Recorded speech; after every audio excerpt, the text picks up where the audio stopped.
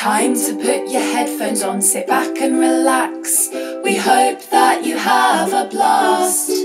There'll be debates, cringy stories and a couple of jokes. Enjoy this episode of Hubcast. Hello everyone! We're waving, well I am anyway, if you're watching on the screen. Tom refuses to wave. And hello if we are in your ears. Welcome to the second episode of Hubcast. We've been commissioned. So good they brought us back. Yeah. Amazing. The original team as well. I know! It's like a pilot of a TV show where someone gets replaced all of a sudden. So exciting. Like they did with that guy in Top Gear that kind of disappeared.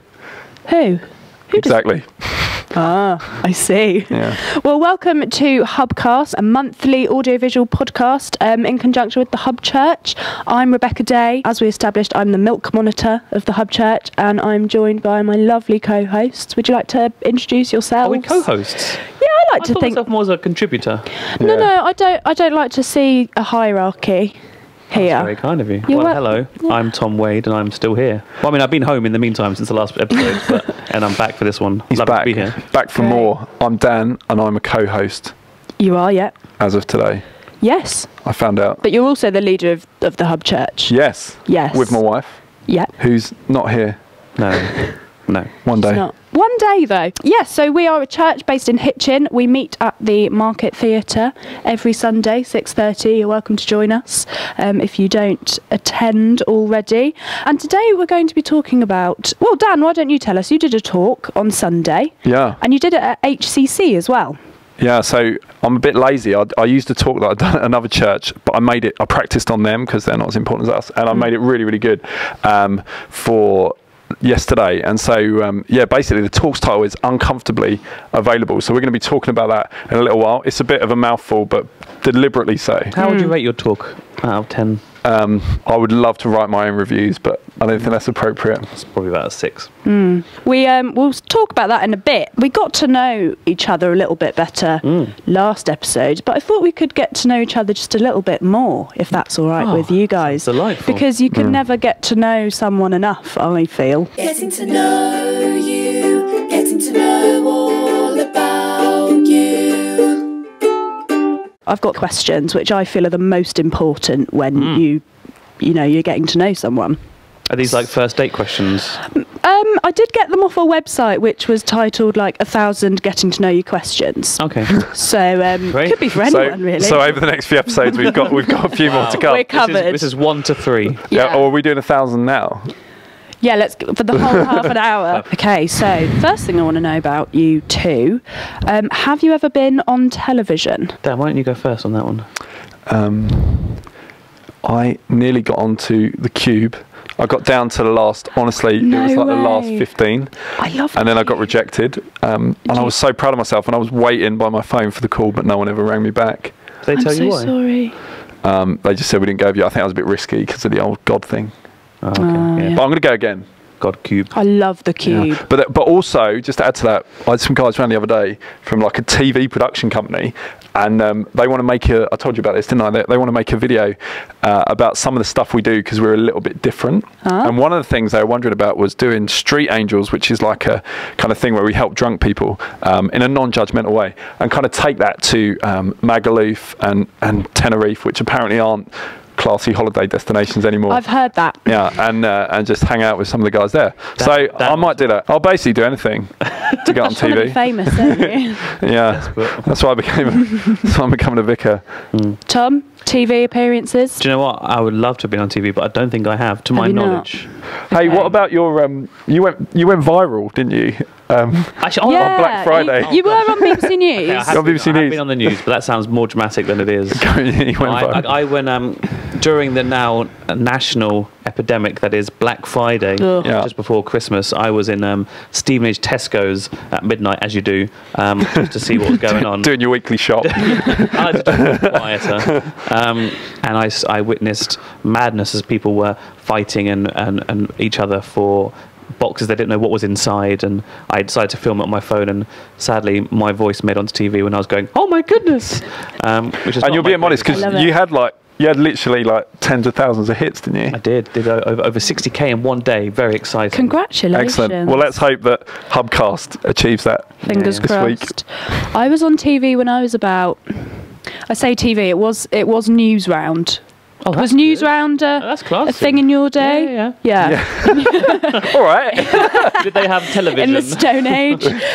I used to get sent to like residential summer camps when I was younger. As And punishment, or no, just because my parents worked. Okay. So it was sort of just to sort of get me out of the way. And Newsround came to a camp that I went to, which was a Harry Potter camp. So they sent you to a Harry Potter camp. And yeah, we basically Who spent. are you like? No, you weren't like assigned like a character. Yeah, but you probably thought you were a character. Hermione was it? I was always No, in she's my more of a head. Luna. I was Luna in my she's the head. crazy one. Yeah, I've not seen it. Did you have to like play Quidditch and stuff at this camp? Well, we sort of. We were on a broom on zip wires, like, but like I'm not talking about like the zip wires you get in the park, like really, like a good You don't have to oversell it for 30 us, be honest. feet up, and Why is in your imagination? So yeah, Newsround came and did an item on the people On teen brainwashing. who were really nerdy and went to Witches and Wizards camp. So Wow. How do you feel that's affected the rest of your life? I don't know really. I kind of forgot how much of a hardcore Potter fan I am, and then I watch the films, and then it all comes flooding back. What, the zip wire? Nice. Wow. Yeah. I've learned something about you today. That's Yeah.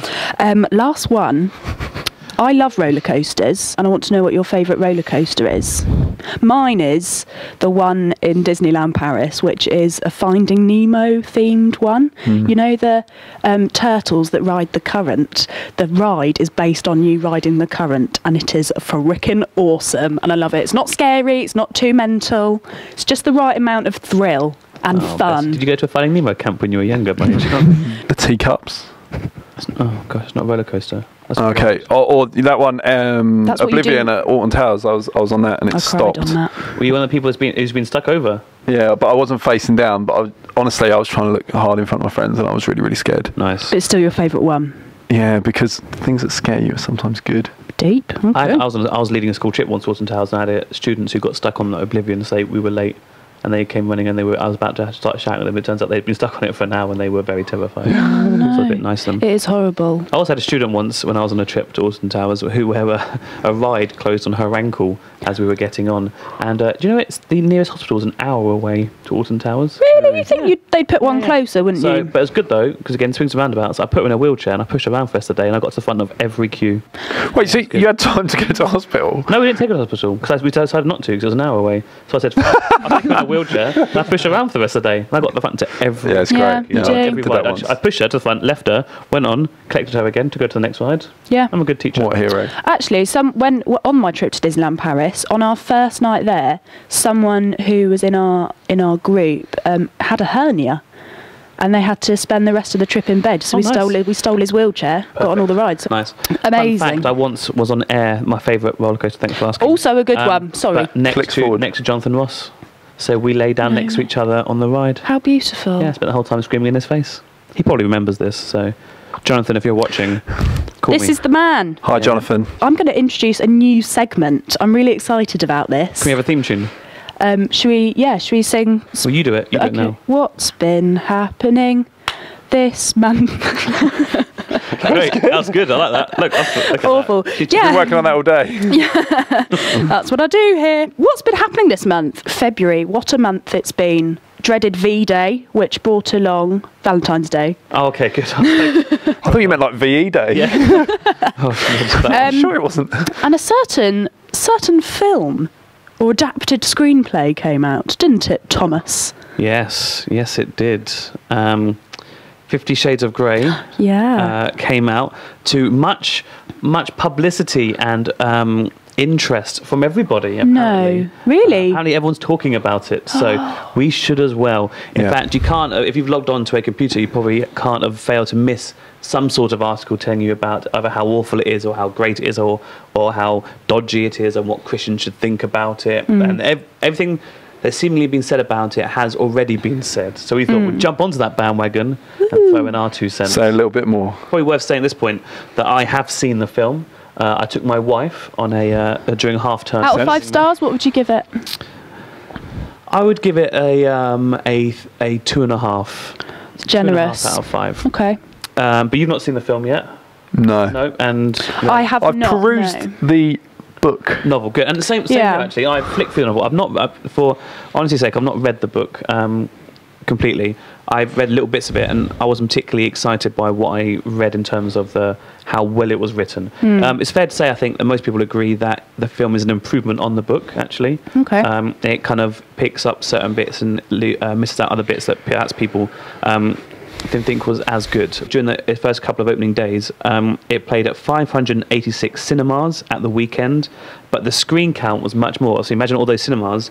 Imagine like every cinema is multiplexes. pretty much on nearly all the screens. So our local one is Stevenage. I think it was on, out of the 15 screens, I think it was on 12 of them. 12? The day. And I checked, and there's pretty much every 20 minutes there was a new one beginning. They claimed during the beginning, religious groups are getting very upset about this. Now, they were very ambiguous with the term, religious groups getting very upset. But as soon as you start claiming that it's upsetting people, what happens? People want to go see it and find out what all the fuss is about. Controversy. Yeah, exactly. So the company themselves, I think, were encouraging the controversy and were stoking that up. And again, that has led to big box office returns to them. So well played, Universal Pictures. I think it's worked out very well for you. But it has led, obviously, to some interesting debate amongst the Christian community. We've not really had a film to protest about for a while now, actually.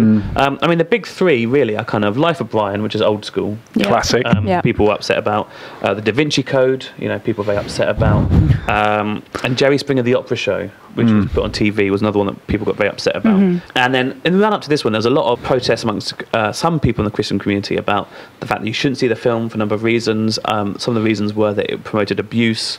Some of the reasons was that it promoted pornography and various other things. Yeah. I'm very much of the ilk that it's hard to get upset about something unless you actually know what you're getting upset about. Definitely. And I think a lot of the problem was that people hadn't read the book, didn't know what the film was about, but they heard third and fourth hand about that it was about, and they got very upset about it, and people got very angry. It's not a great film. It's probably worth saying. It's not brilliant. The dialogue in it is particularly terrible. E.L. James, the author, doesn't write a very good book, but also doesn't write very good dialogue as well. And actually, they actually brought a new screenwriter in who's improved it somewhat. But the chemistry isn't great between the leads. They talk very slowly and emotionally to each other, and it's you don't quite get why she's so obsessed with Christian Grey. I get that he's a billionaire. The furore has been about the sex. And There's sex in 50 Shades of Grey. Or mummy porn, as it's been dubbed. Now, I don't think that 50 Shades is actually really that interested in the sex. Really, the film. As in the film, yeah. The film. Because actually, the sex thing isn't an issue, I don't think, in terms of the abuse side, because actually, he's very keen for her to sign a contract. And so she is very accepting of that, actually. Yeah. I mean, she's freaked out by it, but the whole thing is about her agreeing to it. What she doesn't agree is the abuse side potentially is a bit where he is trying to control her whole life. He sells her car, for example, and buys her a new car. He gets her a new laptop. He turns up when she goes to visit her mum across the country, all of a sudden tells her she can't drink certain things. And that seems to be the more abusive and the more controlling side of the relationship, rather than the sex in that sense. It's much more about him not understanding romance, him wanting to control her, and actually her being seduced by that idea, but then ultimately deciding not to be controlled by it. So you could even say it's quite an empowering film for the females to be involved in. We need to be careful about looking too much into it, because I don't think the script is that great and worth looking into too much, that kind of analogies. But actually, it's about the seduction of consumerism, and actually, look, it's all about being controlled and controlling, and where does the power kind of lie. Actually, it's a great conversation starter about sex, because it's still, despite the fact that the church has made progress, it's still very much a taboo subject. What sort of sexual practice can you do as a Christian? When is, and that's perhaps a slightly further discussion from the traditional, when can I have sex? Can I have sex before marriage? Homosexuality, they're all the kind of traditional ones people are investing with. Now suddenly it's a case of, with two consenting adults, what are the sexual practices that take place? And there's not that much about that.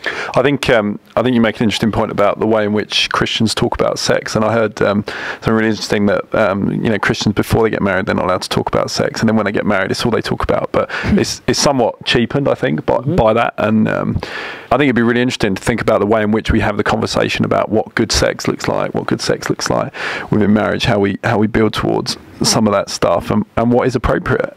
I've heard people talk about honour, which I think is an interesting way to think about it, particularly when we think about BDSM and all that kind of stuff.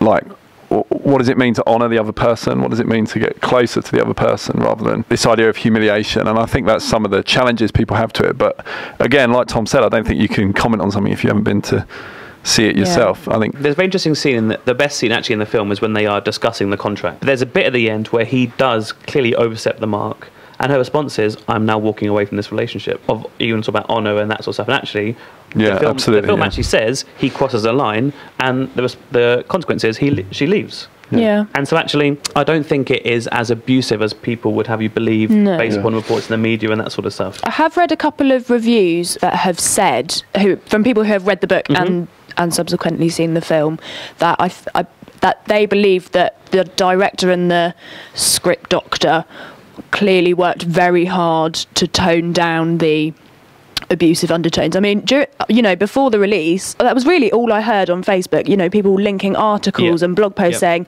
do not go and see 50 Shades of Grey because it condones abuse in relationships. So I do think that directors have an immense amount of power when it comes to what a film looks like. He is a billionaire who has everything, who's got it into his head that he can control everything in his life with money. Yeah. And it's about him not being able to understand, why doesn't she want me? Because I'm offering her an apartment. I'm offering her a laptop, and that's that seems to be his confusion. And then that controlling thing turns to be, and also now you can't go out with your friends, you can't drink this drink, you can't go visit your mum. And that's, I think, where the more abusive side. I think the sex stuff is interesting, but I think perhaps it is misleading in that sense about where the real abuse. If you want to go down the line of abuse, I don't think I particularly got that. I think I got that he just wasn't capable of having a proper relationship yet. Yeah. Dan, Uncomfortably Available. Uncomfortably Available. Are you sitting comfortably? Well, I'm just trying to make myself more comfortable actually for this segment. So. Yeah. And are you available? My ears are to listen and my Excellent. mouth is to chat. There we go. It all came from the story of Philip in Acts, and basically I'll summarise what happens. Philip's doing his stuff, it's all going really, really well, and then the church is persecuted and it's scattered. And Philip goes from Jerusalem, where perhaps he might feel comfortable or feel at home, and he's scattered to a place where he feels uncomfortable, where he's persecuted.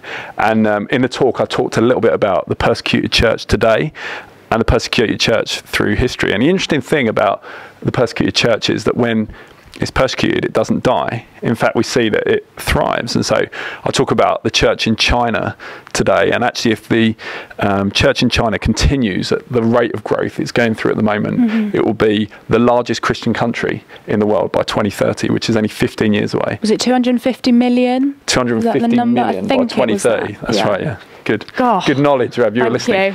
250 million by 2030 in a country where it's pretty much illegal to be a Christian. There are some Christian churches in China which are sanctioned by a government, but they're not allowed to say certain things, and they're kind of controlled by the people in charge. And yet the church is growing, and that's kind of really the basis and the introduction of the first part of the talk. Yeah, and one of the points that you stressed was that Philip was just a normal, ordinary guy like us three sat here. He wasn't particularly special, but God used him to spread the good news. When I was listening to the talk, the idea of vulnerability came up for me. How do we embrace vulnerability?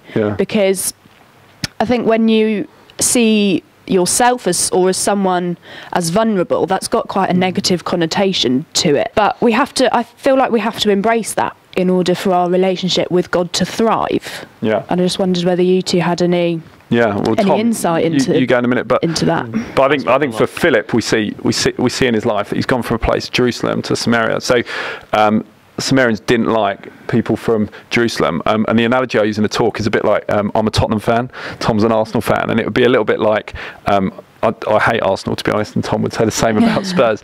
And it'd be like me going down to the Emirates Stadium on a Saturday afternoon at 3 o'clock when there's a game on, though Arsenal probably play at 5 because of the TV, because you're so popular. Yes, we are. And we always play on Sunday because of the Europa League. But going down there and trying to convert people to be Tottenham fans, it just wouldn't happen. I'd get beaten up, I'd get spat at, and that was a little bit what it was like for Philip. And yet in that, all he does is very simply trust God.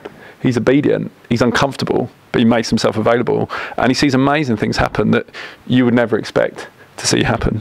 Tom, any Would you like to chip in? What about what it means to be vulnerable? About the vulnerability, yeah. How do we embrace it? I think if you ask, and I am theorising, I guess, at this point, I think if you ask people whether they are vulnerable, I think most people would say they were in some areas of their life and not others. So I think everyone probably say they are vulnerable in some places.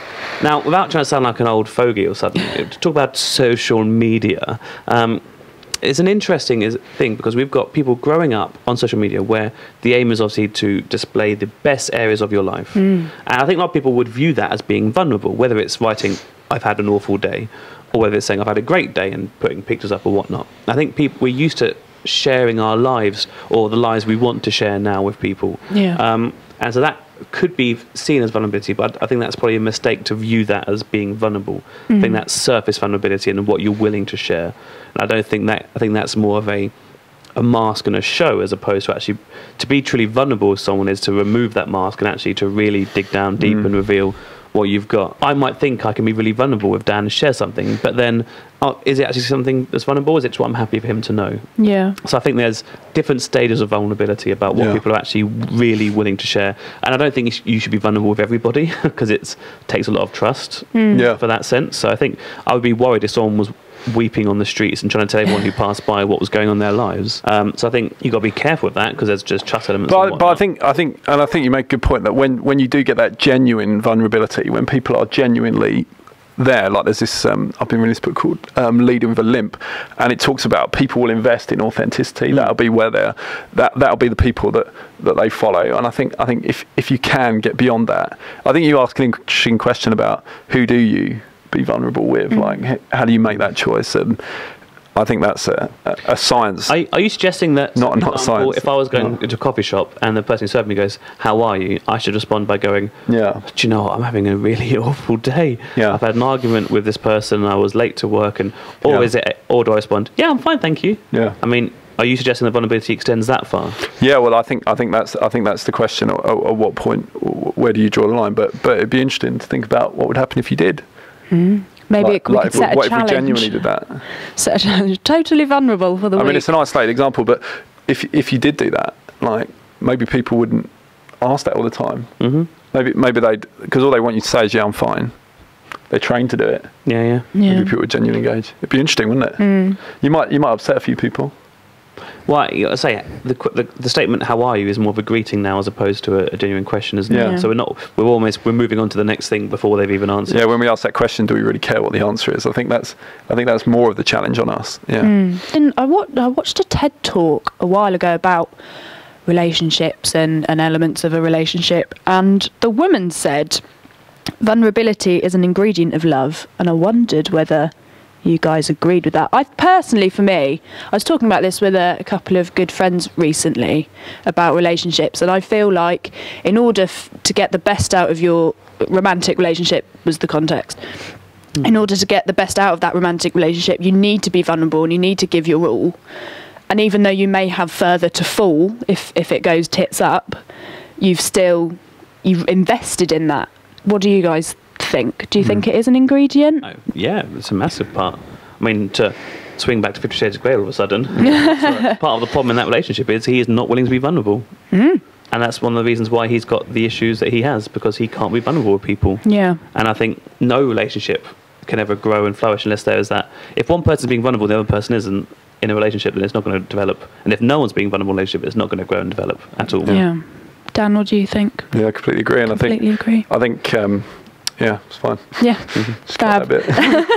Another statement in your talk, another big bit, was that Jesus is Lord.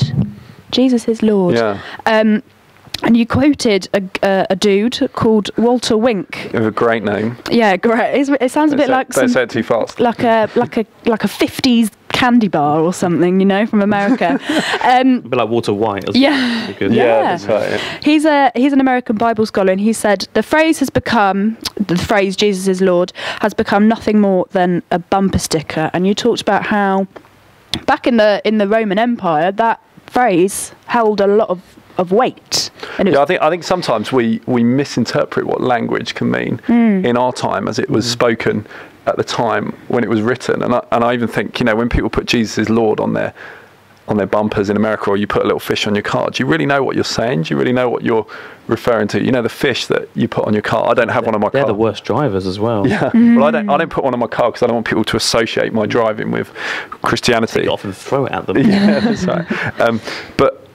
You know, that fish was the mark of early Christianity. That was the thing they used to trade with each other, to say that they belonged to the way, as it was called back then. And again, it was a highly political thing to use that fish. It wasn't just a nice, cute Christian thing on the back of the car. And the same with that phrase, Jesus is Lord. When they said that phrase at that time, 2,000 years ago, Jesus is Lord, they were basically giving the middle finger to Caesar. Because instead of saying Caesar is Lord, the person we pay our taxes to, the person at the centre of the most powerful empire, they're saying that Jesus, this humble human who died and they believed rose again, and I believe rose again, is Lord. Yeah. So, it would have shaken the foundations of the empire. Yeah. Just that simple phrase. So what does that mean for now, though? That's exactly what I was going to ask. No. I was going to say, has it... Yeah, what does that mean now? Because... obviously, it's not as controversial a statement generally. Yeah. Is that a bad thing? Is it a bad thing? Does that link in what you were saying earlier? Because you're talking about the church growing in China. Yeah. Is a church growing in China because it is technically illegal? Yeah. And is that where the appeal is? Does the church thrive more under persecution? Yeah.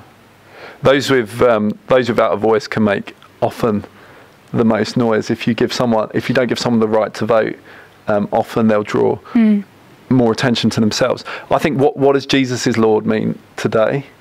I think it means the same thing, but I think it can mean a lot more as well. You know, the Romans were the most powerful empire at the time in that context, and people would still argue the most powerful empire ever to live. And so it's interesting that this guy Jesus chooses to come to earth at that time in that context. You know, he suffered the most violent death, and so as we say that then, as we say it now, at a time where life's a bitch, life's difficult. You know, there's loads of stuff that's going on that I don't feel comfortable about. Our world is great and I love it, but also there's some really difficult stuff that we deal with. And actually, if we can speak into that context, that Jesus is Lord, you know, the things that we're involved in today are temporal. They're only going to be around for a while. But that phrase, Jesus is Lord, transcends time, transcends our government, transcends the movies we watch at the cinema. The thing that stands above all of that is that Jesus is Lord. Yeah. Do you feel like it's lost its power a little bit? Obviously, as I said, it is not as controversial as it was, and it doesn't hold as much political weight. Do we feel in a world where, you know, we are constantly, you know, everything around us is changing and evolving so fast, and we are, like Tom said, we are flitting from one thing to the next, and it's very difficult to have something that is solid nowadays. I think. Do you feel that phrase is? I think it's interesting that Jesus hasn't gone away. Yeah. You know, 2,000 years. If he was just a nice moral teacher, I mean, the Romans wouldn't have killed him if he was a nice moral teacher. There was a reason why they killed him. He was political. He caused an uprising. But he hasn't gone away. We still talk about him, even at Christmas. I know it's a strange festival and we celebrate it, but we're still celebrating Jesus' birth. You know, why haven't we changed the name? And I think as well, like at this time in this place, to say that phrase, to say those words, to say that word Jesus, I think it still has power. You know, people will use God and they'll use it flippantly and, you know, blasphemy, and, you know, I'm not gonna get hugely bothered about that sort of thing. That's not really my issue. I think God's big enough to take it, but that name Jesus still has some kind of power. And when you say it, my friend was saying recently, who's a lot cleverer than me, actually there's some power that name can silence a room. And I thought that was interesting. But to others, it might not mean anything. What do you think? You're younger.